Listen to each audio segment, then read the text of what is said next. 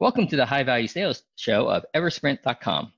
I'm Malcolm Louie, the managing member of Eversprint, and today we're speaking with Adam Olalde, the CEO and founder of Xtreme Xperience, a provider of supercar driving, riding, and racing experiences. Welcome to the show, Adam. Welcome. Thanks for having me. Adam, you grew your company's revenue from $4.5 million in 2014 to $8.1 million in 2017, an 80% increase, and in 2018, you hit around $10.1 million. Before we talk about how you grew your company so fast, can you briefly share what your company does beyond my quick intro and how your company differs from the competition? Sure, I would love to.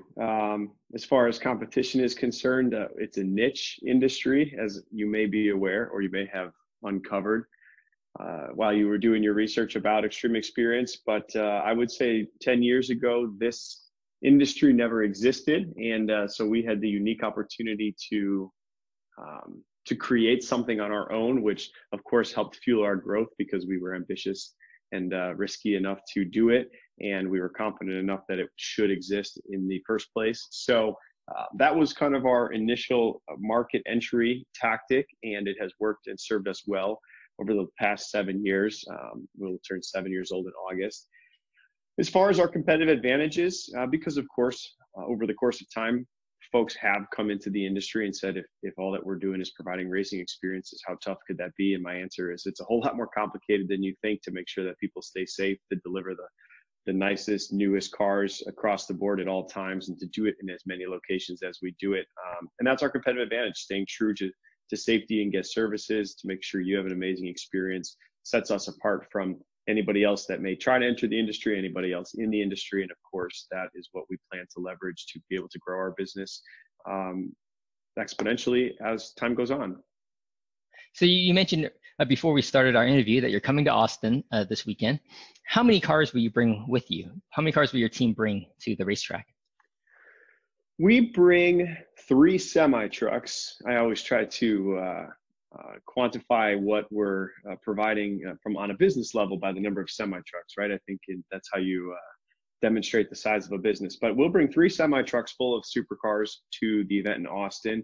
That equates to about 15 to 20 supercars, depending on specifics of the event size. And we'll allow you to choose from various makes and models: Ferrari, Lamborghini, Porsche, McLaren, all the way down to the Dodge Hellcat.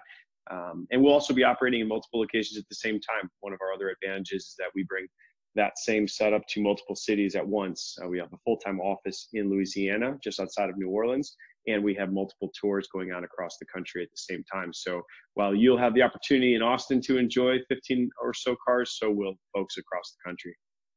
Now, do the number of cars vary with the size of the track and the size of the market? Yeah, absolutely. We have a very fluid fleet. We're based out of Chicago, so I'm talking to you right here from Lincoln Park in downtown Chicago, where we have a warehouse, and all of our employees kind of acts as central command. And our trucks pass through the city. They pick up the assets necessary to deliver the event size that they're headed to in any particular market.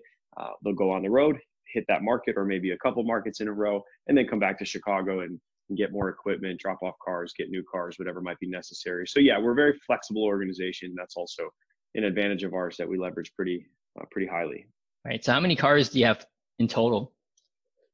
We were just counting yesterday, so that's a good question. In total, we have 26 supercars, and I have a list on my desk of cars that we need to buy before we really get into the heart of summer, when we'll be in full swing. So I think that by summertime, we'll have close to 35. Nice. And what's your most expensive supercar and your least expensive? Well, we pride ourselves on making our operation attainable, and that comes in various formats. One, of course, being logistically, we bring our show to you, but the other one being economically. So I can't charge you through the roof to drive something, because there is a limit to what you'd be willing to pay. Otherwise, you should just go buy your own supercar. So we try to keep the cars priced from my perspective between the $100,000 and the $350,000 to $400,000 range, which seems like a big swing, but when you're talking super and exotic cars, you could definitely get into the millions without breaking a sweat. So the most expensive car that we have is the Ferrari 488 GTB. It came out a couple of years ago. MSRP is just around 400,000. And the cheapest car we have is probably the Nissan GTR or the Dodge Challenger Hellcat. And those come in at under $100,000. So you can actually get yourself in a supercar should you decide one day for under six figures. All right. So from a driving experience, how different is a $100,000 Nissan GTR and a $350,000, $400,000 Ferrari 488? My opinion may be biased, but I think that from a driving experience, it's not as drastic of a difference as the average driver may assume.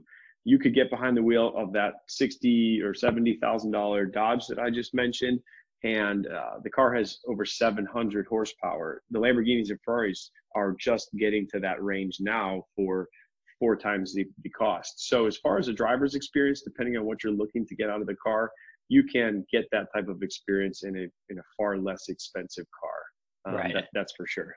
I imagine you'd have to be a professional driver and pushing the car to the limits before you would be able to really tell the difference.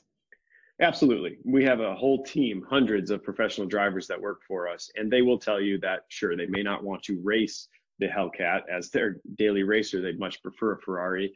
But for the thrill of the experience, which is what we're in business to provide, you can get it at all ends of the spectrum. Right. So tell me how it works. Your guys are coming this weekend to Austin. They're going to be at a racetrack. Can I just simply show up and hop in a car just like that? You can. You definitely can. We bring plenty of supercars for that particular reason. But we do encourage you to go to our website, xxspeed.com, and make a reservation. That way you get to select not only the track you'd like to attend, in your case, obviously choose the convenient one, but you also get to select the day that you'd like to drive, the time that you'd like to drive, and the car you'd like to drive.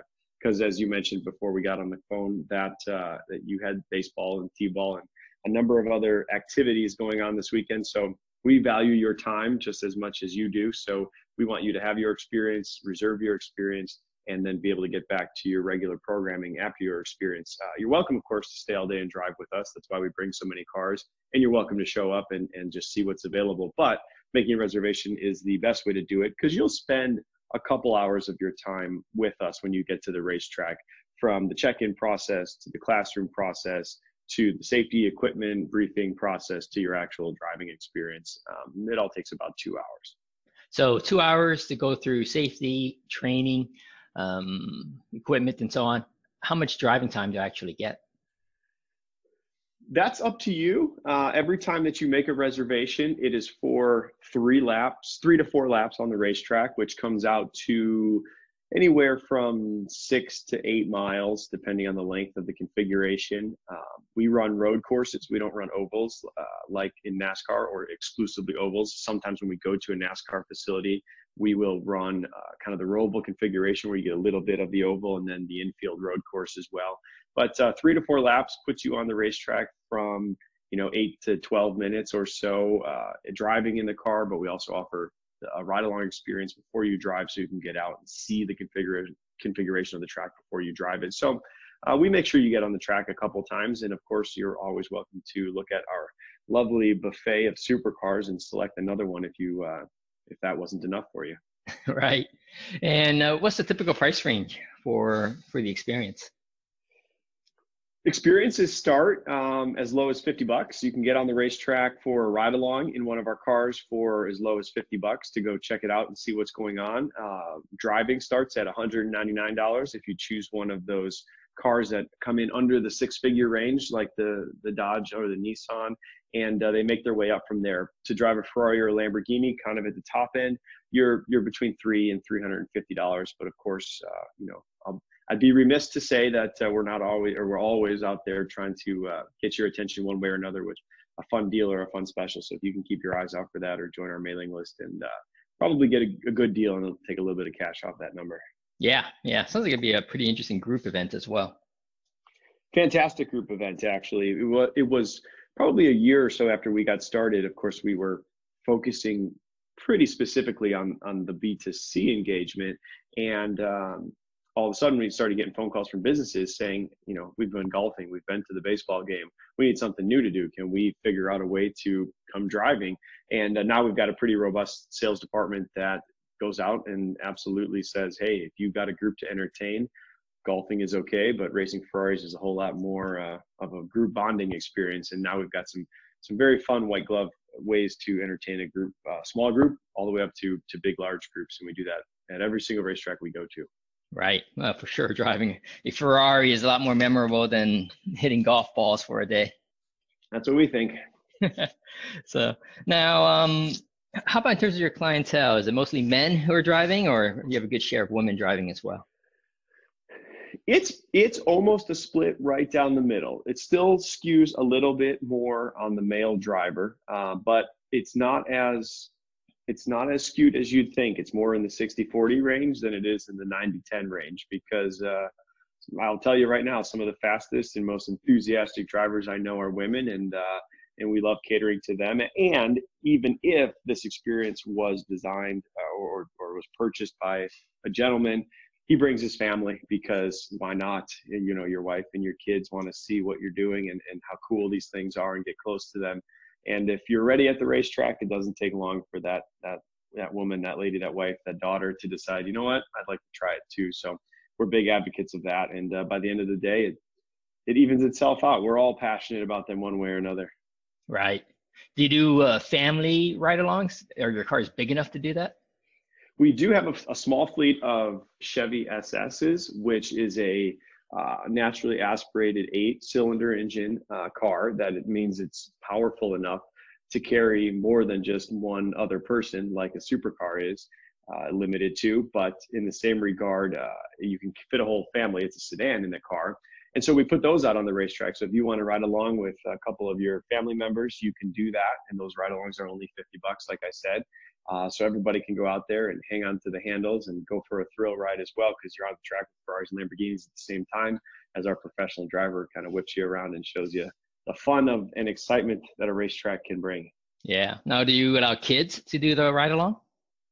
Kids are allowed. They just have to be 12. 12 is the minimum age. Okay. So I won't be able to take my kids along on this ride this weekend then. We just want to make sure that the safety equipment fits. So the helmets and the belts and everything all need to be about that. 12 years is when they get to the right size for that all to be safe. Yeah. It's kind of funny when you're talking about riding in the car at the handles and stuff. Remind me of a story about this guy 20, 30 years ago. Told me, he mentioned me those handles are called the oh my God handles, right? Because they're holding on to it and saying, oh my God, as they're cruising around. Yeah, I would say that when you're on the racetrack with us, plenty of other expletives can be inserted into that type of handle. And we've got a great video system that records your whole experience. So share it at your discretion. But I've heard plenty of screaming and swearing, and it all is all in good fun. Yeah. For the age range of your drivers, what's the range and what's the core?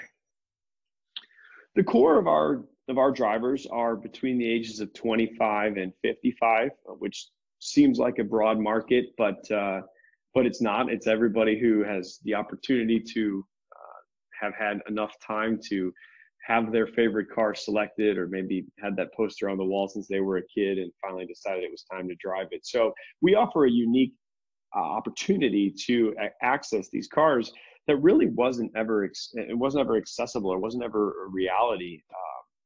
Even if you think back 10 years ago, if you wanted to see your favorite car, you might have to go to a car show, or if you wanted to drive your favorite car, you had to have a neighbor who maybe had one in his garage or something like that. But now we've got a lot of 20 and 30-year-olds who are saying, well, why not test drive it? I've got $200-300 to go do that. And you've got a lot of 40, 50, 60-year-olds who are saying, oh my gosh, I've been waiting long enough for this opportunity. I'm glad that you've made it possible. Now I'm going to come out to the track and drive it. So the point of my story is that really this is designed for everybody. And so we get folks from all different ages. Very cool. And are they from a variety of backgrounds as well? Are they fairly well-to-do folks who are doing this, or is it across the board? I would say it's pretty across the board. We visit so many different markets in the United States. We have so many different types of cars and other vehicles that we offer. This year, we entered into a relationship with Slingshot, which is a division of Polaris. And Slingshot is their three-wheeled auto cycle product that they launched a few years ago.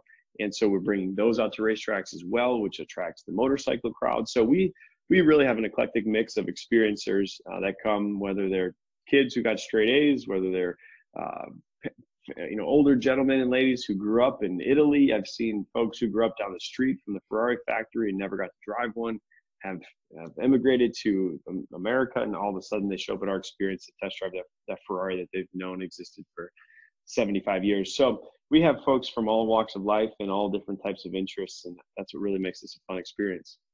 Yeah, sounds like a lot of fun, definitely. So for your business, when you grew it from 4.5 million in 2014 to 10.1 million in 2018, so you more than doubled your business in 4 years, what were the drivers behind that growth? Well, sitting in my seat, I've always been very ambitious about what I thought our potential was. Kind of the DNA of our business is unique and helped fuel that. And what I mean by that is we were founded in Chicago, where driving year round is not an option because of the weather, of course. And so when we opened this business in late 2012, we said, well, for us to be able to offer our experiences at all in a capacity that can sustain a business, we're going to have to find ways to create revenue annually, not just seasonally. So we took on the logistic challenge of bringing these assets and marketing in different markets across the nation and internationally now by 2019. We took that on since day one. And so part of the driving factor was just that we were born with the DNA to accept these challenges and go find the business that was out there. And because of that, we just always leveraged the foundation of that to keep growing. And so over the years, we would just add new markets, we would pivot, we would alter markets, we would drop markets, we would create new opportunities, and really going out and hunting for the next thing, whether that was just a new market on the East Coast, West Coast, South America, or that was as ambitious as creating a relationship with a manufacturer like Polaris / Slingshot, as I just mentioned, and all the other things that we do. That's really kind of been the secret sauce in what we do and how we've been able to grow. We kind of believe failure's not an option. Our team is young and ambitious, and we just look back to our roots and say, if that's how we started, this is who we are, this is how we'll grow. Right. So you said you touched on quite a bit of different things just now about how you grew. So if I were to summarize it, it might be perhaps a mindset, failure not an option, and willingness to consider ways of growing and being open-minded to that. Yeah, it absolutely is. We have, we've had a saying for a long time, which evolved quite honestly because we were hearing our customers in their feedback and in their reviews, and they said, we thank Xtreme Xperience for their cars. The cars are nice and beautiful, but we really stayed and enjoyed the experience because of its people. And if you look at all the different places where people have an impact in our business, I know it's a saying as old as time that people are what drives everything. But in our industry, it was just as obvious because we were bringing families together and creating the opportunity for that to be possible. When you went to our classroom instruction, you met our people. They taught you, they talked to you, they demonstrated how this could be safe and exciting. And then most importantly, throughout the experience, particularly when you're in the car, you have a complete stranger that you need to get to know pretty quickly, because how much fun you have and how safe you are relies very heavily on that person. So all of a sudden you realize that a Ferrari is a cool thing, but what you are capable of doing with it and how your experience goes alongside with it has everything to do with that person. And so we leverage our values here pretty heavily because we believe that if you believe in the values and you have the solid culture, then you're going to go out and deliver an amazing experience, which just makes that Ferrari that much more enjoyable and valuable. Right. How would you define your culture in a nutshell?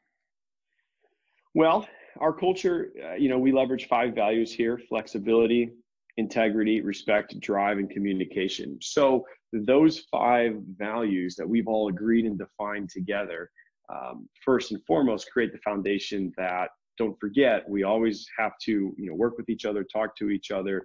We have to be adapting to the changing landscape. We're a lot of millennials. I'm 33 years old, and most of the folks that work for me are a little bit younger than me. So what's important to us is that we have purpose in what we do. We ask ourselves quite oftenly, or we remind ourselves why we do what we do. Why we do what we do wasn't just to create a business, create revenue, create profit, but why we do what we do is to deliver the experience of a lifetime to you, to your family, to your friends, and leveraging those 5 values, that why, that purpose, really helps define our culture of people that are out there delivering something new, creating something fun, and helping you create a memory post, really, that could live with you for the rest of your life. Yeah, you definitely remember those thrilling experiences that you have more so than the ones that aren't so thrilling. Right. So, yeah, I still remember when my current wife, fiance, way back then, took me on my first trapeze experience. And it's pretty thrilling, literally, swinging around and doing transfers. And I do recall my wife, she's probably not going to like me saying this, but she won the Screamer of the Day award from that experience. And I'm sure at your events you have similar awards as well. I was going to say, you just made me think that maybe we need to implement some awards. But you're right. The way that the human brain works is that it creates these memory posts around thrilling experiences that fill a void in something you've never done before, you never felt or experienced before. So if you are racing a Ferrari, your brain's going to remember this because of what you feel, and the adrenaline, the endorphins, and the excitement. And then everything around that experience, you're going to remember in more clarity the rest of the day, the rest of the week, etc. So we have a lot of folks that come out to our experience. And I say this with the most positive tone, as their bucket list. We have a lot of older folks. We have a lot of folks who may be sick. This is on their list of things that they would like to check off. We have a lot of engagements. We have a lot of fun, really creative ways to leverage our experience and the memories that it creates to also tie into really positive life experiences as well. And we're pretty honored and humbled that people choose our experience for that reason. Right. Yeah, definitely. It's awesome that you're able to allow them to check off those things that they've been wanting to do for a long time. Right. Nothing's worse than not doing what you've wanted to do all your life. Right.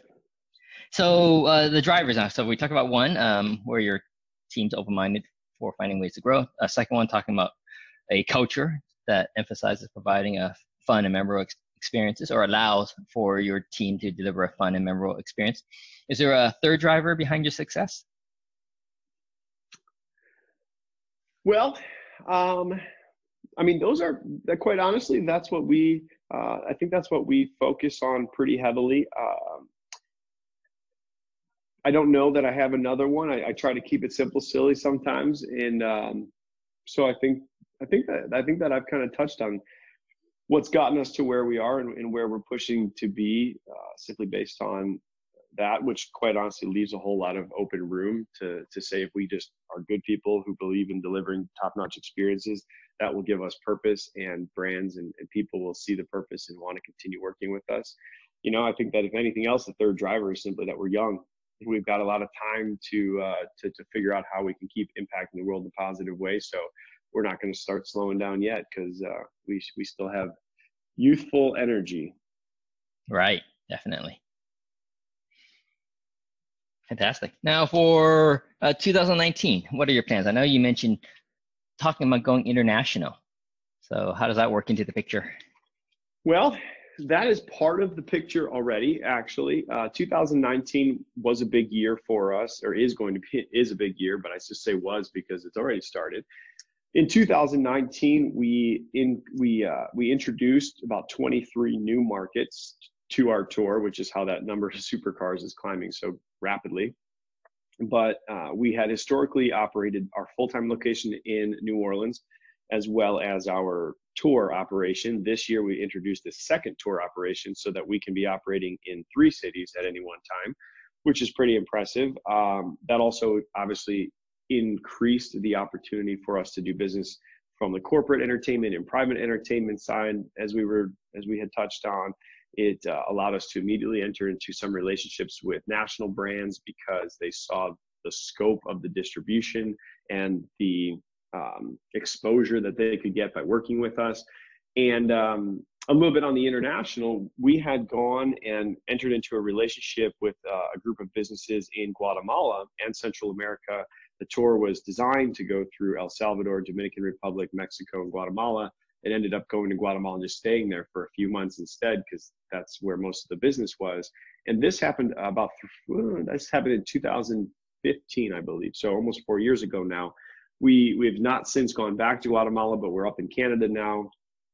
We have relationships with the racetracks in Vancouver, Montreal, Toronto, and so expanding that North American footprint, of course. We have a lot of interest overseas in Europe and in the Middle East as far as how could we franchise or develop this business. Not something I think we're going to get into in 2019, but definitely something that in the next few years will make its way onto the business plan, because unlike a retail organization, we're service-based, and we have to figure out how to scale our people and our services. And so we're doing that very proactively in the United States by essentially scaling to all of the markets that can sustain what we do based on population, racetrack, location, etc., and bringing that into Canada, and then kind of taking that model and figuring out if overseas is a good option for us in the near future. But I would imagine it is, with the obvious hype around Formula One and all the other driving circuits in Europe and all over the world. And then, of course, there are plenty of racetracks for us to leverage as well. So I would anticipate that's on the not too distant horizon.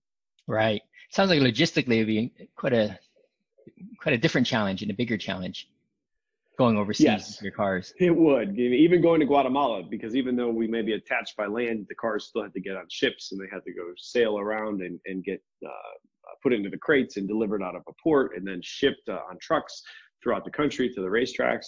So logistics, like I said, is part of our DNA, and it doesn't scare us. I think more than anything, what we have to be considerate of is the fact that we have person capital and we have supercar capital, and those are things that we have to invest appropriately and very strategically when we're selecting growth markets, because once a person and a fleet of supercars is somewhere, that's kind of where they are. So we vet our markets carefully, and we try to grow to them in a way where we know we'll be successful. But of course, we have to be flexible with how that all changes as we learn more about each of the markets that we operate in. Right. So when you go on tour, do you also bring along a team of mechanics, and you have a supply of parts and tires and things that typically get worn out over the course of the event? Absolutely. Yep. We've got to be prepared. We found out way back in the day that the only way to do this the right way, the way to do this consistently, to deliver that safety and that level of excitement and guest service, was for the same folks to travel. So everyone spends a lot of time on the road if you work for Xtreme Xperience, because I want you as the consumer in Austin to have the same experience that the consumer had last weekend in Charlotte or in Albuquerque. And that only happens if I have the best people trained and at each of these locations. We, of course, have rotating teams so that everyone gets a break, but we've got a pretty robust team of managers and guest service people. We have a huge team, as I mentioned, 200 plus instructors and professional drivers. And then, kind of the backbone behind all of that is the tech team that travels with all the cars. Some people will laugh about, how long are your cars going to last? And I say, well, if you owned a supercar, you probably parked it in your garage, drove it a few times over the summer, maybe took it to the dealership once. We have a professional mechanic look at your car every 3 laps. So our cars are actually in pretty good shape because they've got constant eyeballs on them. But that team, including the techs, have to travel every weekend to a new location to watch over our fleet and watch over our customers.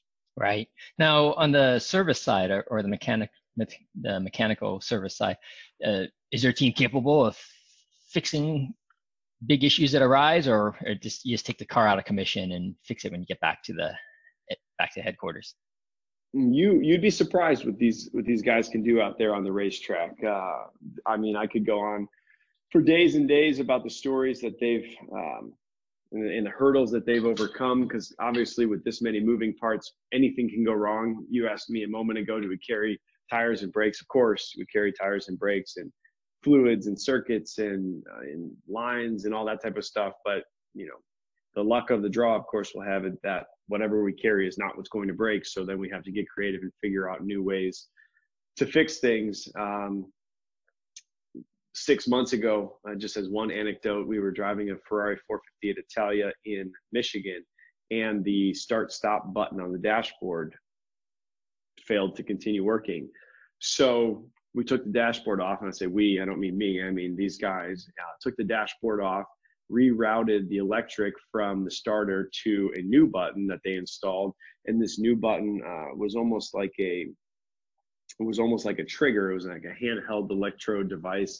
And then they put the dashboard back on. So we, for a period of time, operated the only Ferrari 458 Italia in the world that you didn't push to start, but you triggered to start. So our customers would get in and they get to pull a trigger to start a Ferrari. So we create new extreme experiences. But yeah, what these guys can do is pretty impressive. Yeah, and it would be kind of sad to have a car sidelined simply because a button failed. I agree with you. And from time to time, it happens. There's no way, these things are machines and machines break, and we try to mitigate that as much as possible. But every once in a while, something does break. And that's why we've got to have enough supercars so that if what you wanted to drive broke, I can have something just as cool to offer you. Yeah, definitely. So for 2019, what problems do you see, what challenges do you see that you and your team need to overcome to have the kind of year that you're looking for? Well, as any business will probably tell you, when it's trying to scale, you of course are asking more of your people. That's always the people capital problem. We're all really good in what we've done and what we've been able to do, but suddenly you ask everybody to do more, and you start to really see their strengths and their weaknesses. Hiring more people isn't just the answer, because those people have to be trained. They have to be the right people. They have to have the knowledge and the skill to be able to accomplish what they've been hired to do.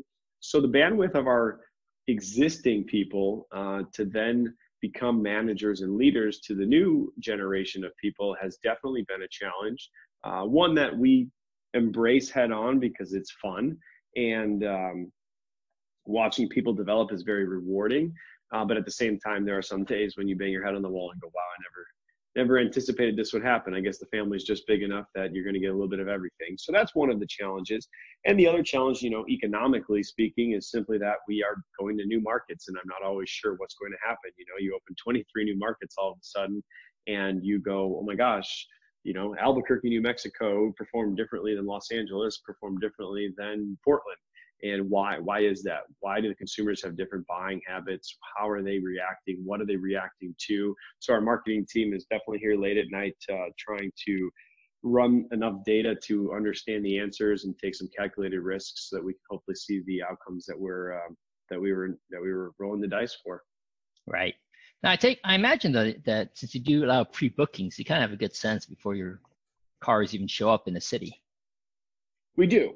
Yes, I would say that 96+% of the reservations that we will do in any one given weekend are pre-reservations. So very, very minimal percent just show up and ask to drive, which is great because that allows us to deliver the appropriate size experience to that market, the appropriate number of supercars and personnel, etc. But of course, as any business would, we would love for each market to be a sellout market. That's not always the case, but yes, we're able to kind of forecast, and that allows us to be more strategic, keeping our business healthier. Yeah. Now, how far in advance do people book typically? They typically book anywhere from, we look at things in a week perspective, so we could do some math, but they typically book anywhere from 4 to 24 weeks in advance. So 1 to 6 months in advance is kind of that sweet spot because that allows them to plan without doing something too far in the future that they forget they actually signed up for it in the first place. Yeah. Now, have you ever had an event where people just not enough people booked? It was the reservations were coming in slower than anticipated, and then if that has occurred, what did you guys do? Did you still go ahead with the event, or did you just reschedule it for later? It definitely has happened. There's kind of 3 ways that we go about it. If it's an emerging market that we want to continue going back to, then of course we will go and we will host the experience because we hope that, a commitment to what we said we were going to do is a show of good faith, and we know the market has potential, so we got to go and deliver the experiences to build the awareness. The other option is to maybe combine it with another market if there's one nearby. So sometimes if a market doesn't perform well in, in the Midwest, we can, if it's not performing well in one city in Michigan, we can combine it because we run 3 events in Michigan or something like that. And that way, we kind of acknowledge that, hey, we try to come really hyper local for you in Western Michigan, but if you can meet us in mid-Michigan, we'll give you a little bit of an incentive, and that is good for our business as well.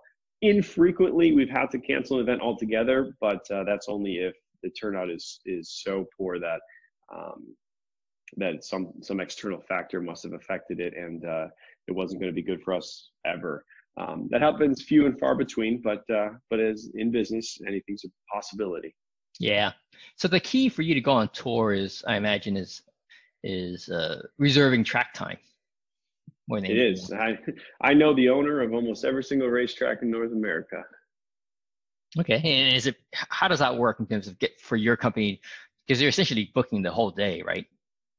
Yeah, we not only book the whole day, we're essentially booking the whole week or the whole weekend, depending on the amount of time that we're in town. So every year around June, we start to get on the phone. I start to get on the phone and call my friends who own racetracks, and I call my friends now because I've been doing this long enough that I know who they all are and they know who I am. So we get on the phone and we just start to talk about what weekends Xtreme Xperience would prefer, because I have to select my weekends based on what's good for you, obviously, because that's how I attract you to our events. And then we just do some calendar negotiations. That's really all that it comes down to. There are how many good racing weekends in a year at any particular location, and then how many companies are interested in renting track time. And based on my history and in my relationships, I of course get pretty good track time from all these different racetracks. Some of them, of course, like the one in New Orleans, have gone as far as saying you should set up a permanent shop here, which we could get to in a moment. But yeah, we start in June. We start laying out the calendar so that by September, October, we can launch the next year's calendar, and everyone can start thinking about where they'd like to drive. Right. And when you set up your track time, you're committed to it, right? Yeah, we sign contracts with all the racetracks. Right. So if you decide to pull an event, it's still somewhat costly, right? Because you already booked the track time. Yeah, there are definitely implications. Yeah. Okay. Got it.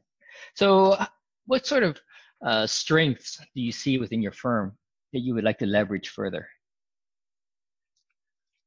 Well, honestly, just kind of bringing it full circle to the people, they're our most powerful asset. I look at most of our challenges and our opportunities these days, and it all boils back down to the people. I was having a conversation with my chief operating officer the other day, and I said to her, look, I can't go into every department and answer the particular questions that they may have, because that's not what I do every day. And they are specialists in that particular area for a reason. But what I can do is create the forum. I can create the environment. I can support the values and the culture of the people that work within those systems so that they can get their jobs done more efficiently and more effectively. And quite honestly, that's what my biggest challenge is. That's my biggest opportunity. Good thing that's probably also my biggest strength. Otherwise, we'd be in trouble. But when the marketing department needs help, I don't leverage my knowledge of the market. I leverage my knowledge of how an efficient team works together to take chances, to be flexible, to pivot on certain things, and understand how to achieve results in the face of adversity or the face of unknown or ambiguity as well. So quite honestly, leveraging that leadership tactic and the evolution of the human as it pertains to the efficiency of the team, and of course then the subsequent results, that's my strength, that's our strength, and that's definitely what we're using to help scale a business, because at the end of the day, that's kind of the foundation of what you got. So your company sounds almost like a pit crew. Our company is a pit crew. We are a pit crew of folks that get our hands dirty, move fast.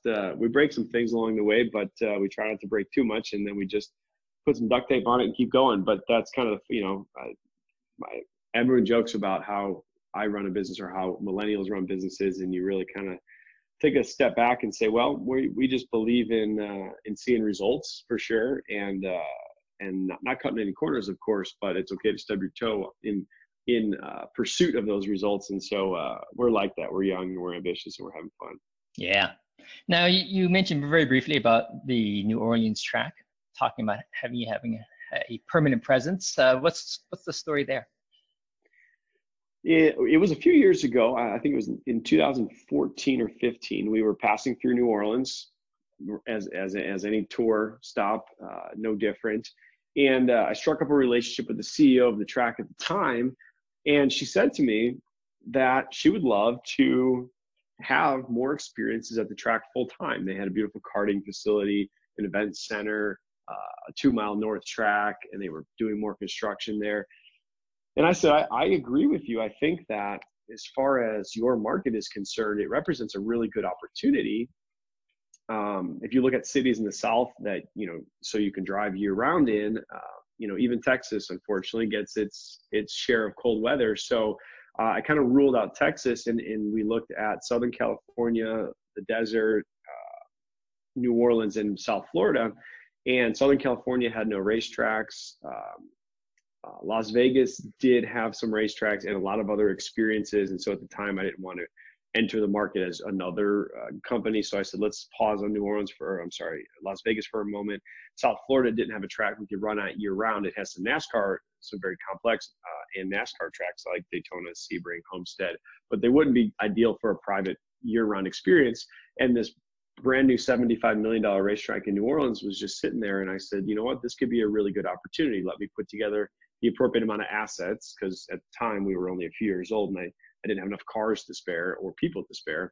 But over the next 12 months we did, and we made the investment to put a few cars, much smaller fleet than our normal 20-car fleet or so, down in New Orleans. And we opened up an office right there on the racetrack. We built out about 3,000 square feet of classroom and retail space. And we set up a couple different track configurations. We had a sprint, like an autocross circuit. We had the North Track circuit. We even had something called the Supercar Academy, where you could go drive for 6 or 7 hours with the same instructor and review video and really work on driving technique in all of the vehicles.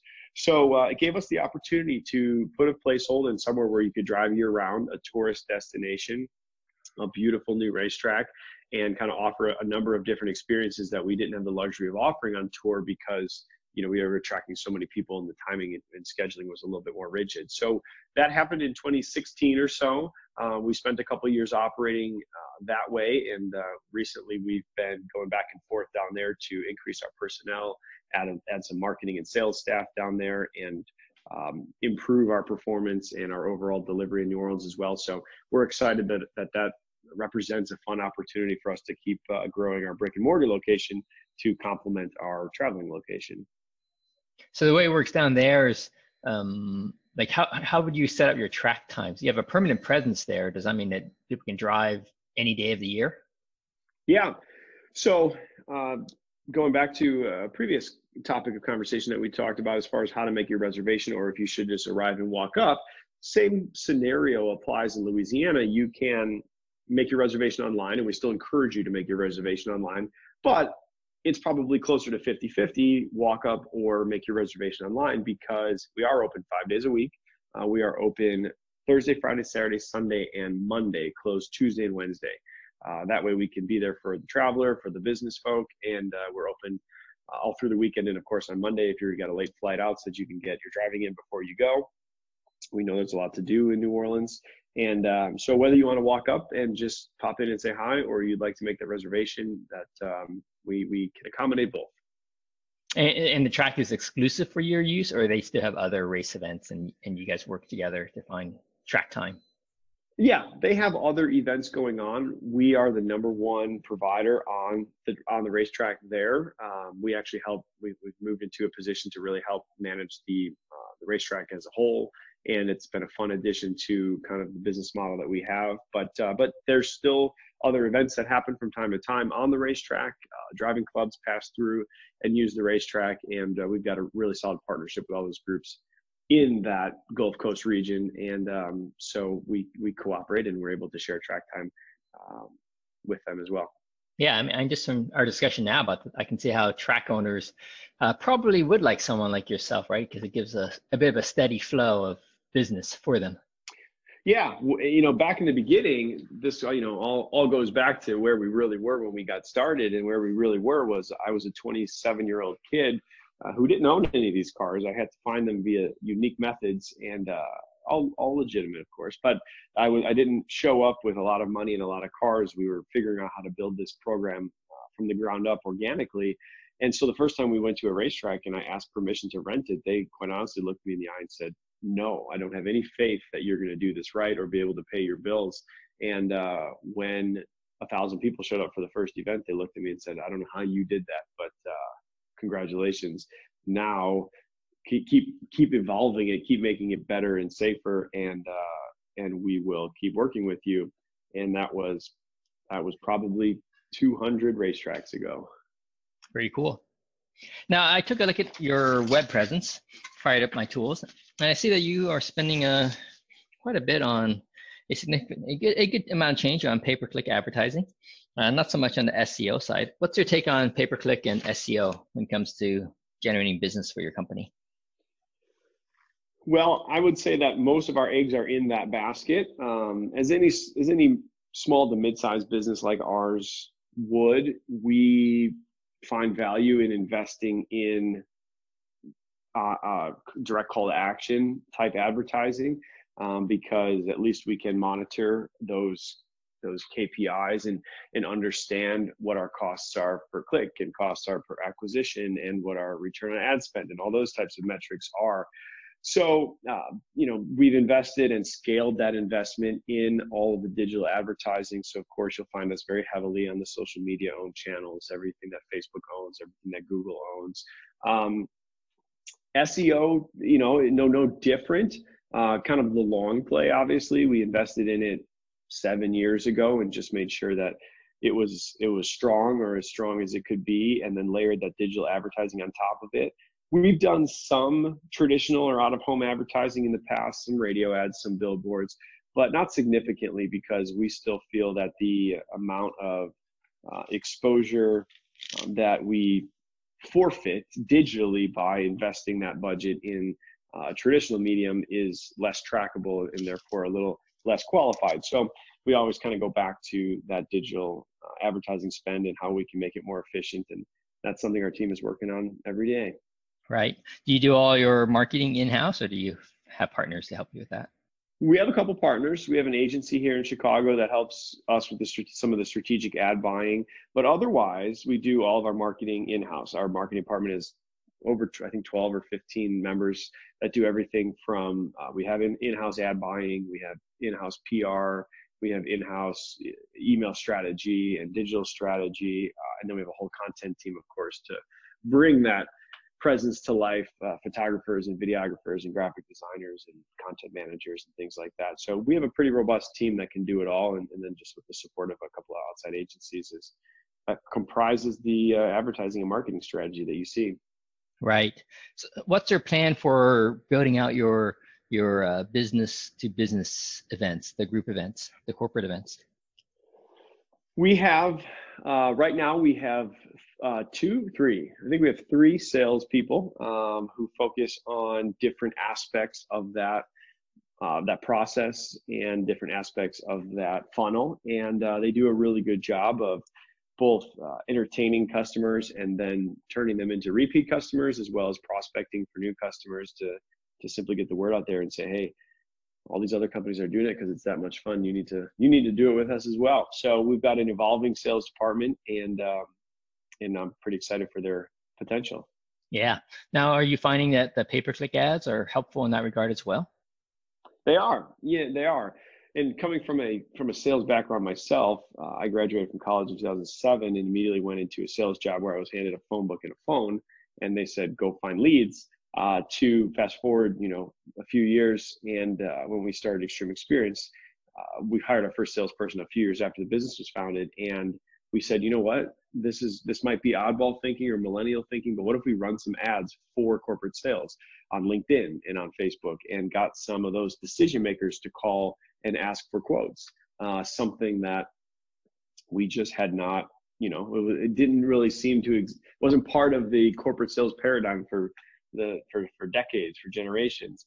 And immediately started to return some results, which was really cool. So we found ways to continue to grow the funnel size for our corporate sales department so that you could go to our website and you could download pricing guides. You could request a quote. You could schedule a time to talk to our salespeople, and they would auto-populate into their calendars.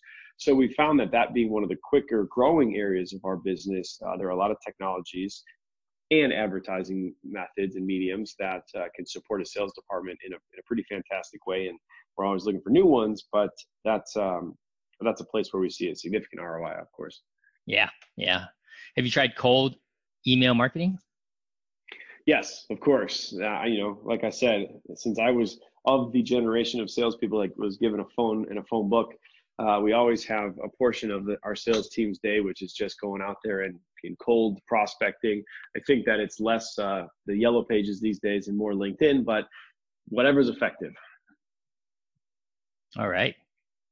Do what works, right? That's kind of your mantra at your company. Do what works and evolve quickly, because the world is moving faster than we know, and those who acknowledge it will be okay, and those who don't will fade away. Yeah. 3 final questions for you. If you were to have a billboard, and imagine a billboard along a racetrack, typically I say, what would be your 6-second message? Since people only have 6 seconds to read a billboard, but along a racetrack it might be shorter. So what would be your 2-point billboard message for Xtreme Xperience? Well, one that we've used in the past and I think still rings true is, it's your turn. Simply put, these things exist. They have existed. You've often said, that is for me, but when and why and how? Well, Xtreme Xperience is here to say, it's your turn. Yeah. Why not now? Why not now? Exactly. So fantastic. And 2 final questions. Who are your ideal drivers, and what's the best way for them to book a time and drive one of your supercars? Our ideal drivers are pretty much everybody, Malcolm. That's the most fun part about this, as long as they're 12, of course, like we talked about. But I want to see people at the racetrack who are enthusiastic about life. I want to see people there who want to reward themselves with this opportunity that we've provided and that we've created.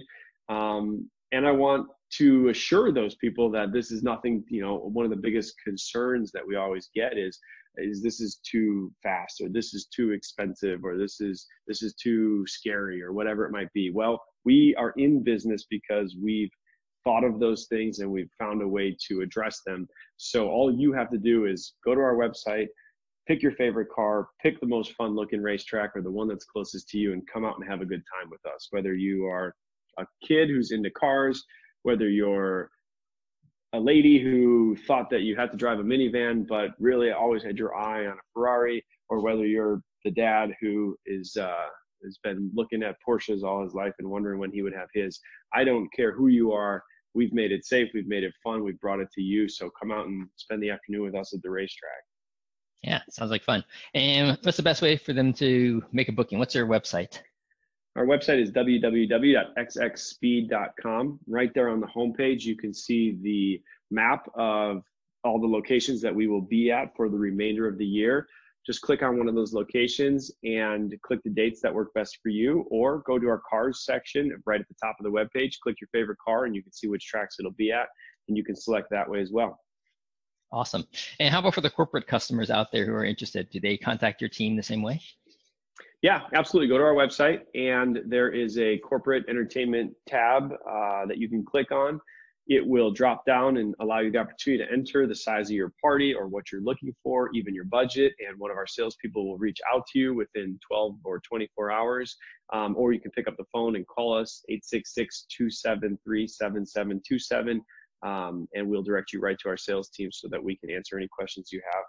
We're always here, and we've always got people on the phone because we know that sometimes you just want to talk to somebody.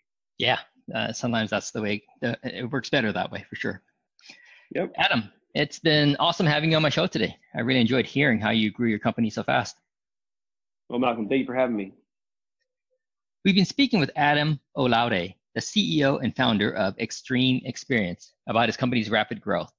For interviews with other fast-growing, high-value sales companies, or to learn how we can accelerate your firm's high-value sales through automation, visit eversprint.com.